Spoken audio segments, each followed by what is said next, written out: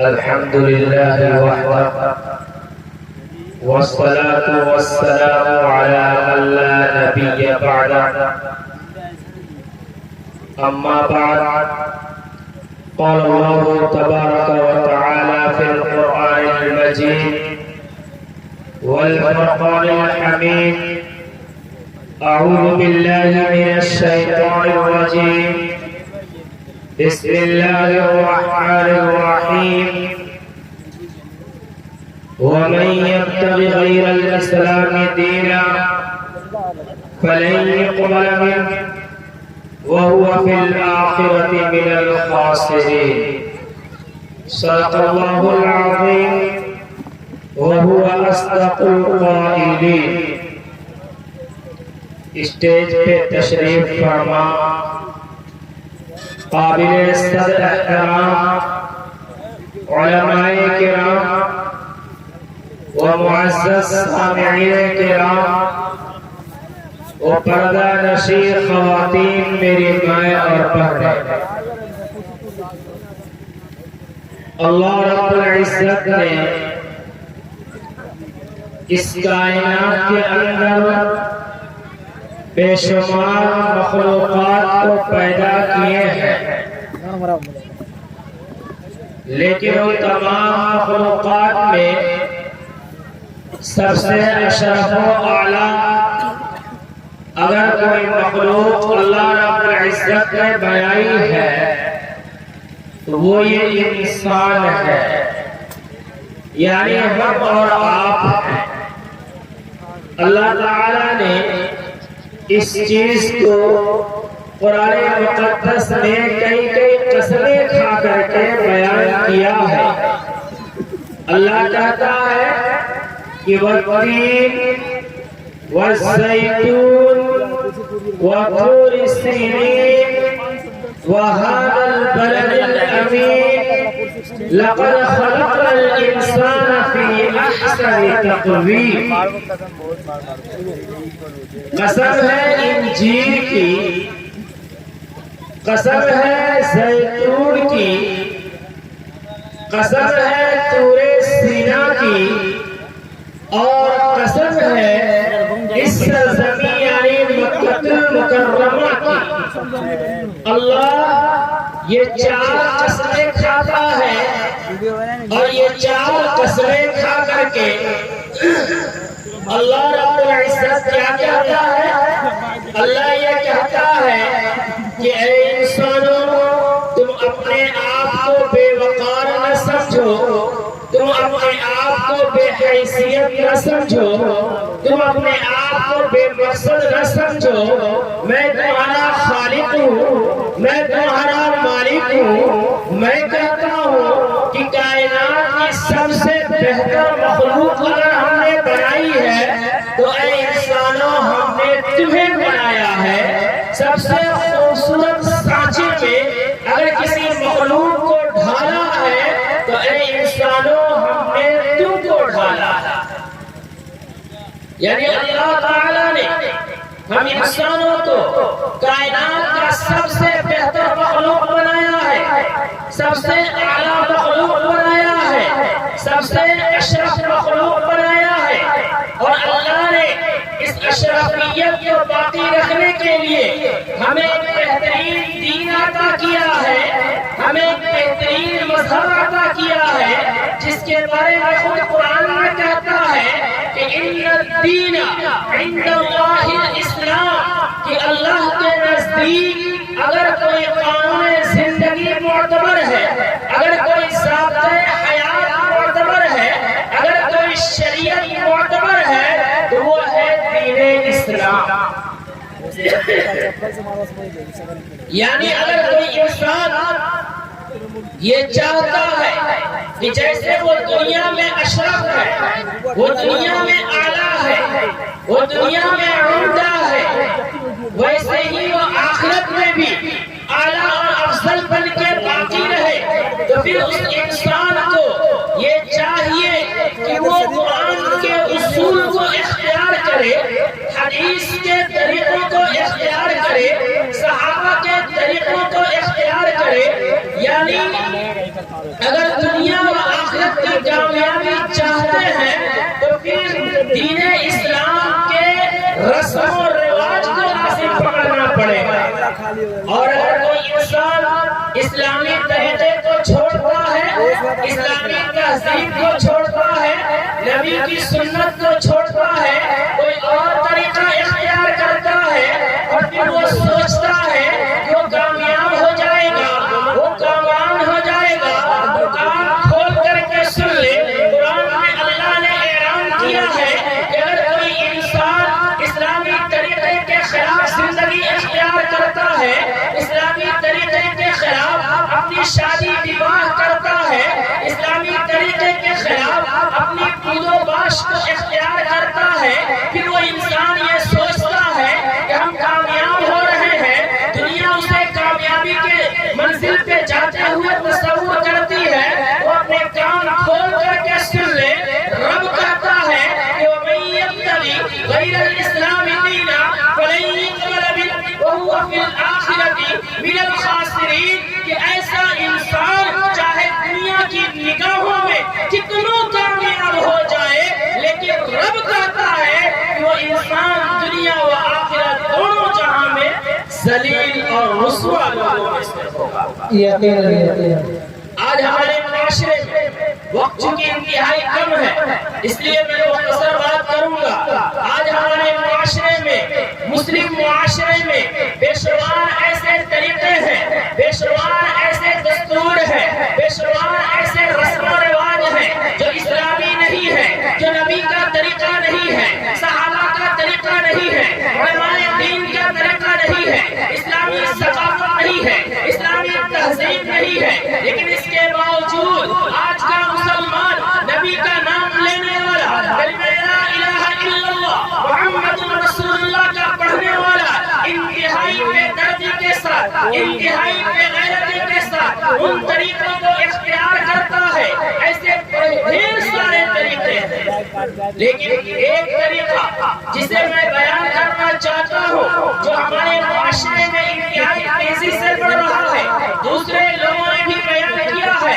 ہم نکٹیا گنج کی سرزمین سے ہیں، ہماری تنظیم ہے ملت ڈیولپمنٹ فاؤنڈیشن. اس تنظیم کے پلیٹ فارم سے یہ ایک مشن ہے جس پر ہم سب کام کر رہے ہیں، اور ہم یہ چاہتے ہیں یہاں کے علماء کو بھی اس کا عزم لینا چاہیے اور قدم آگے بڑھانا چاہیے. اس لیے کہ اگر علماء ٹھان لے اور علماء اقدام کر لے، یا علماء اقدام کر لے، یہ مدرسین ٹھان لے، یہ نبی کریم صلی اللہ علیہ وسلم کے وارثین عزم کر لے، تو اس رسم کو معاشرے سے ختم کیا جا سکتا ہے. اور وہ کون چیز ہے؟ وہ ہے ہمارے معاشرے کا جہیز. یہ جہیز ہمارے معاشرے میں آسمان کی بلندی کو پہنچ چکا ہے.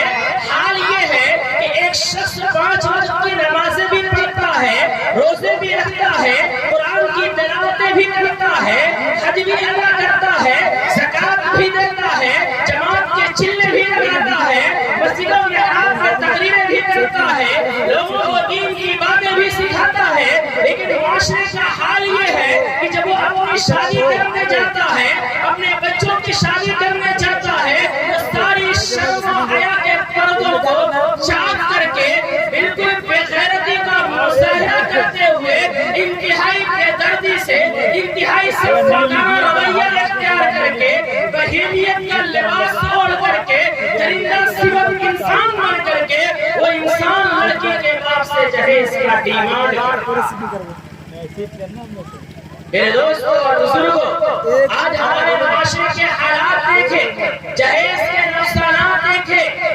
آج کیا نہیں ہو رہا ہے؟ کیا اخبار کی سرخیاں ہم نہیں پڑھتے؟ کیا خبروں کو ہم نہیں دیکھتے کہ اس جہیز کی وجہ سے کتنی بہن اور بیٹیوں نے خودکشیاں کر لی؟ اس جہیز کی وجہ سے کتنے ہنستے کھیلتے گھر اجاڑ دیے گئے؟ اس جہیز کی وجہ سے کتنی خوبصورت بیٹیاں، کتنی خوبصورت بیٹیاں بڑھاپے کی عمر کو پہنچ گئی. اس جہیز کی وجہ سے کتنی بہن اور بیٹیوں نے اپنے جسموں پر پیٹرول چھڑک کر کے اپنے آپ کو خاکستر کر دیا. اس جہیز کی وجہ سے کتنے گھر کو ویران کر دیا گیا. اس جہیز کی وجہ سے کتنی بہن اور بیٹیوں نے انقلاب کی راہ اختیار کر لی. میں آپ سے پوچھنا چاہتا ہوں, میں آپ سے سوال کرنا چاہتا ہوں, ان سارے جرائم کا مجرم کون ہے؟ ان تباہی اور بربادی کا ذمہ دار کون ہے؟ مجھے کہنے دیجئے. یہ معاشرے کے وہ لوگ ہیں, ان بہنوں کے مرتد ہونے کا, ان بہنوں کے خودکشیاں کرنے کا, ان بہنوں اور بیٹیوں کے کوٹھوں پہ جانے کا. آج اماں عائشہ کی بیٹیاں بازاروں میں نیلام ہو رہی ہے. آج اماں عائشہ کی بیٹیاں غیروں کے ٹیشو پیپر کی طرح استعمال کی چیز بن رہی ہے. ان کا ذمہ دار کون ہے؟ معاشرے کے وہ ظالم لوگ ہیں, معاشرے کا وہ مالدار ہے, معاشرے کا وہ حافظ قرآن ہے, معاشرے کا وہ عالم دین ہے, معاشرے کا وہ انجینئر ہے, معاشرے کا وہ ڈاکٹر ہے, معاشرے کا وہ نوجوان ہے جس کو رب نے جوانی دی تھی, جس کو رب نے قوت دیا تھا, جس کو رب نے طاقت دی تھی, جس کو رب نے علم دیا تھا. وہ قوم کی رہنمائی کرنے کے لیے وہ اٹھ کھڑا ہوتا اور اعلان کرتا کہ ہم حرام کے لقمے نہیں کھانا چاہتے, ہم خنزیر کا گوشت اپنے پیٹ میں نہیں ڈالنا چاہتے. لیکن اس کام کے کرنے کے بجائے وہ انسان جانور بن کر کے بیٹی کے باپ سے جہیز کا ڈیمانڈ کرتا ہے. ہر وہ لوگ ذمہ دار ہیں, چاہے وہ جو بھی ہو, جو جہیز کا ڈیمانڈ کرتے ہیں. میرے دوستو, میرا نوجوان بھائی جو سن رہا ہے, آپ کے کلیجے نہیں پھٹتے ہیں, آپ کی آنکھیں نہیں پھٹتی ہیں, آپ کا دل نہیں روتا ہے جب ہماری بیٹی اماں عائشہ کی بیٹی بہن فاطمہ کی بہنیں غیروں کے ہاتھ میں ہاتھ ڈال کر کے جا رہی ہوتی ہیں؟ کیا آپ کا کلیجہ نہیں پھٹتا ہے جب ہماری بہنوں کی نیلامی ہو رہی ہوتی ہے, کوٹھوں کی زینت بن رہی ہوتی ہے؟ وہ کس کی بیٹی ہے؟ وہ نبی کی روحانی اولاد ہے. کیا کل قیامت کے میدان میں ہمارا نبی ہمارا گریبان نہیں پکڑے گا؟ یقیناً ہم سے سوال کرے گا, پوچھے گا کہ جس بہن اور بیٹی کو ہم نے معاشرے میں جینے کا حق دیا تھا, تمہیں کیا حق بنا تھا کہ تم معاشرے میں تلک اور جہیز جیسے خرافات کو پروان چڑھا کر کے ہماری بہن اور بیٹیوں کی عزت و ایمان کا سودا؟ بتائیے, کوئی جواب بن پائے گا؟ کوئی ہے لال مسلم جواب دے سکے گا؟ سمجھنے کی کوشش کیجئے. ایک باپ محنت کرتا ہے, 30-40 سال محنت کر کے چند لاکھ کی پراپرٹیز جمع کرتا ہے, چند گاڑیاں خریدتا ہے, زمینیں خریدتا ہے, پیسے اکٹھا کرتا ہے تاکہ وہ پیسے بڑھاپے کا سہارا بن سکے, بچوں کی تعلیم میں استعمال ہو سکے, دوا علاج میں استعمال ہو سکے. لیکن ہمارے معاشرے کا نوجوان جو لوگوں کا سہارا بننا چاہیے تھا, لیکن اپنے علمی ٹھوس بناتے ہوئے, اپنے مال کا ٹھوس بناتے ہوئے انتہائی بےدردی سے اس باپ سے شادی کی بات کرتا ہے اور اس کی بیٹی کو اپنے ساتھ لانے کے ساتھ ساتھ 30 سال کی کمائی پراپرٹیز کو بھی لے کے چلا آتا ہے. یاد رکھیں, جب ہم جہیز لیتے ہیں تو کون روتا ہے؟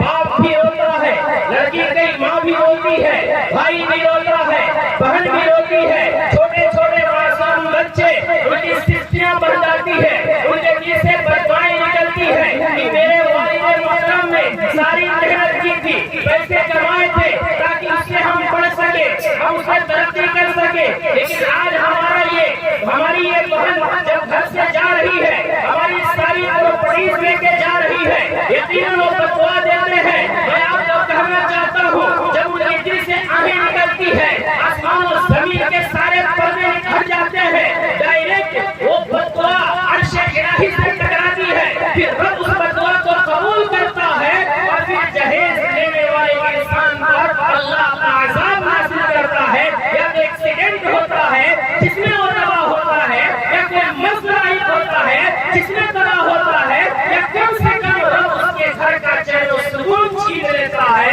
جس کی وجہ سے زندگی اس لیے میرے دوستوں اور بزرگوں, میں یہاں کے علماء سے بھی جاننا چاہتا ہوں کہ آپ حضرات کی ذمہ داری ہے, اور میں یہ بات کہنے جا رہا ہوں, میرا تجربہ ہے کہ اگر ہمارے علماء یہ ٹھان لے کہ ہمارے معاشرے سے جہیز کو ختم کرنا ہے تو یقیناً ختم ہو جائے گا. اگر ان لوگوں کو نکاح پڑھانے کے لیے بلاتا ہے, ان سے پوچھتا ہے, تو ان کی ذمہ داری ہے انبیاء کے وارث ہونے کے ناطے علمی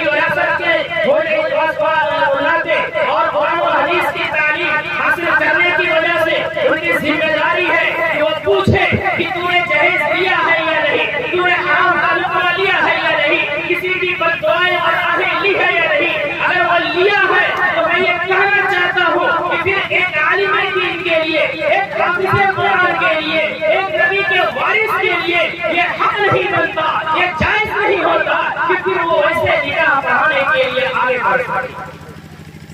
اس لیے میرے دوستوں اور بزرگوں، آپ بھی آگے کریں، ہمارے محترم علماء بھی آگے کریں، اور یہاں بھی ایک تحریک چلائے، تنظیم چلائے، جس شادی کے اندر جہیز کا ڈیمانڈ ہو اس شادی کا بائیکاٹ کریں گے، جس شادی کے اندر ناچ گانے کا رسم ہو۔ میں بات ختم کرنے جا رہا ہوں، آج ہماری مسلمان بھائیوں کی شادیوں میں تو دیکھیں ناچ گانا کا رسم ہوتا ہے، آرکیسٹرا کا رسم ہوتا ہے، بینڈ پارٹی کا رسم ہوتا ہے۔ کس قدر گھناؤنی بات ہے۔ نکاح ایک نبی کی سنت ہے، نکاح ایک عبادت ہے، ہم عبادت کو انجام دینے جا رہے ہیں، ہم عبادت کو انجام دینے جا رہے ہیں، نبی کی سنت کو انجام دینے جا رہے ہیں۔ اور حال یہ ہے کہ ایسے موقع پہ ویشیاؤں کو نچاتے ہیں، ایسے موقع پہ فاحشہ کو نچاتے ہیں۔ ذرا آپ اپنے سینے کے ہاتھ رکھ کر کے بتائیں کہ پھر اس نکاح کی وجہ سے ہمارے گھر میں چین و سکون پیدا ہوگا یا تباہی اور آفت پیدا ہوگا؟ ایک آدمی اگر نماز کی نیت باندھ لے اور کان میں ایئر فون لگا لے اور گانا بجانے لگے تو آپ بتائیے کہ وہ آدمی نماز پڑھ رہا ہے یا نماز کا مذاق کر رہا ہے؟ یقیناً آپ کہیں گے وہ نماز کا مذاق کر رہا ہے۔ جب وہ نماز کے دوران گانا سننے والا نماز کا مذاق کر رہا ہے، میں آپ سے پوچھنا چاہتا ہوں کہ نکاح کے وقت یا شادی کے اندر ناچ گانا کرنے اور کرانے والا، ویشیوں کو نچانے والا، مسموم گانوں کو سننے والا، بتائیے وہ نکاح یعنی عبادت کو انجام دے رہا ہے یا اس عبادت کا مذاق اڑا رہا ہے؟ یقیناً وہ اس کا مذاق اڑا رہا ہے۔ پھر یہی وجہ ہے کہ اس نکاح سے جو عورت آتی ہے، جو بیوی بن کے آتی ہے، جو بہو بن کر آتی ہے، کیونکہ ہم لائے تھے اس کو ناچتے نچاتے ہوئے، ہم لائے تھے اس کو نبی کی سنت کا جنازہ اٹھاتے ہوئے، ہم لائے تھے اس کو نبی کی سنت کا مذاق کرتے ہوئے، جس کی وجہ سے اللہ کا عذاب نازل یہ ہو رہا ہے کہ جب وہ بہو آتی ہے تو چندن سکون گھر میں آتا ہے، پھر اس کے بعد نفرتوں کا جو سلسلہ شروع ہوتا ہے، گھر ٹوٹ جاتا ہے، خاندان ٹوٹ جاتا ہے، باپ شکایت کرتا ہے کہ بہو نہیں مانتی، ماں شکایت کرتی ہے کہ بہو نہیں مانتی، اور شوہر مولویوں کے گرد گرد چکر کاٹتا ہے کہ تعویذ بنا دو میری بیوی نہیں مانتی۔ میں کہنا چاہتا ہوں دنیا کے سارے قرآن کو گلوں میں تعویذ بنا کر کے لٹکا لے، پھر بھی اس کی بیوی اس کی مددگار نہیں ہو سکتی، اس لیے کہ اس نے اس کو لاتے ہوئے نبی کا مذاق اڑایا تھا، اللہ کا مذاق اڑایا تھا، قرآن کا مذاق اڑایا تھا، اس کا عذاب نازل ہوا کہ رب نے اس کی زندگی کو مذاق بنا کر کے رکھ دیا۔ اس لیے میرے معزز بزرگوں، میرے نوجوان بھائیوں، آپ یہ عزم کریں کہ ہماری شادی بالکل آسان ہوگی، نبی کے سنت کے مطابق ہوگی، نہ جہیز ہوگا، نہ ناچ گانا ہوگا، تاکہ اللہ خیر پیدا کرے اور ہماری بہن اور بیٹیاں جو مرتد ہو رہی ہے، جو گناہوں میں ملوث ہو رہی ہے، وہ ہمارے اس اقدام کی وجہ سے وہ بچ سکے۔ اور یہ علماء بھی عزم کرے کہ خدا کے واسطے ایسے نکاح کو نہ پڑھائیں، آپ کے لیے پڑھانا جائز نہیں ہے۔ جس نکاح کے اندر رنڈیوں کا ناچ ہو رہا ہو، جس نکاح کے اندر ظلم و تعدی کا بازار گرم ہو، جس نکاح کے اندر نکاح نہیں بلکہ قرآن و حدیث کے جنازے اٹھائے جا رہے ہو، جس اسٹیج پہ ویشیوں کا ناچ ہو رہا ہو، اس اسٹیج پہ ہم جا کر کے ٹوپی اور داڑھی لگا کر کے دعوتیں کھا رہے ہو، ٹوپی اور داڑھی لگا کر کے قرآن پڑھ کر کے حدیث پڑھ کر کے نکاح کی سنت ادا کر رہے ہو، یہ کسی بھی اعتبار سے جائز نہیں ہے اور یہ ہماری بڑی ذمہ داری نہیں ہے۔ انشاءاللہ ہم تمام اس کا عزم کرتے ہیں، بولے زور سے انشاءاللہ، ہاتھ اٹھا کر کے بولے، جو لوگ بھی بیٹھے ہیں ہاتھ اٹھا کر کے عزم کرے انشاءاللہ اپنے گھرانے کی تمام شادیوں کو اس سے پاک کریں گے، اور جس شادی میں یہ چیزیں ہو، ناچ گانا آرکیسٹرا اور جہیز وغیرہ ہو، اس کا ہم بائیکاٹ کریں گے۔ اور اس میں شریک نہ ہو کر کے اپنی ایمانی ذمہ داری کو ادا کریں گے. اللہ ہمیں اور آپ کو قرآن سننے سے زیادہ عمل کی توفیق عطا فرمائے. وآخر دعوانا الحمد للہ رب العالمین.